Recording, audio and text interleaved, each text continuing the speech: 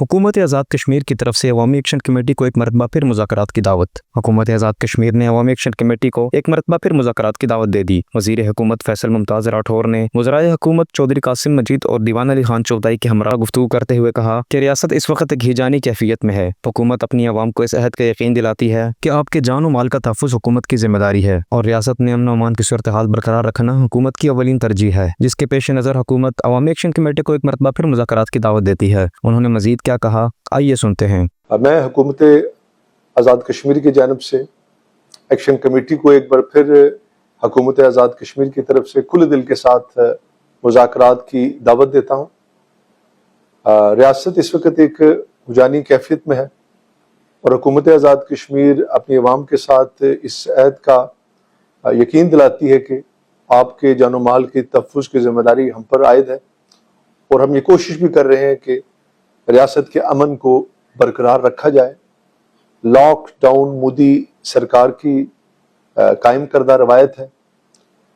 और इस माहौल में रियासत के अंदर कोई भी मामला बातचीत के बगैर हल किया जाना मैं समझता हूँ मुश्किल है। और माजी में भी हमने लगातार एक्शन कमेटी के साथ अपने बातचीत के दरवाज़ों को खुला रखा, लेकिन इस वक्त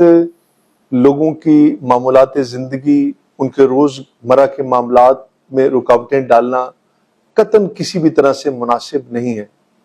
इस हवाले से वफाकी हुकूमत के नुमाइंदगान भी यहाँ पर तशरीफ़ लाए,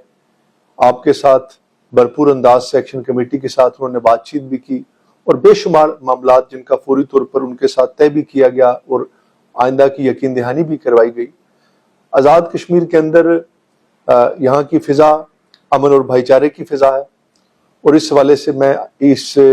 पैगाम के ज़रिए एक्शन कमेटी के दोस्तों को, साथियों को ये बात फिर एक बार कहना चाहता हूँ कि इस अमन को कायम रखिए, हमारे साथ बैठिए और बातचीत करिए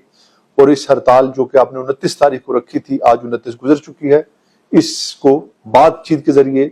हल कीजिए। हम नहीं चाहते कि रियासत के अंदर किसी भी तरह से कोई ऐसे हालात पैदा हों जिससे दोनों अतराफ से नुकसान इस रियासत का होगा।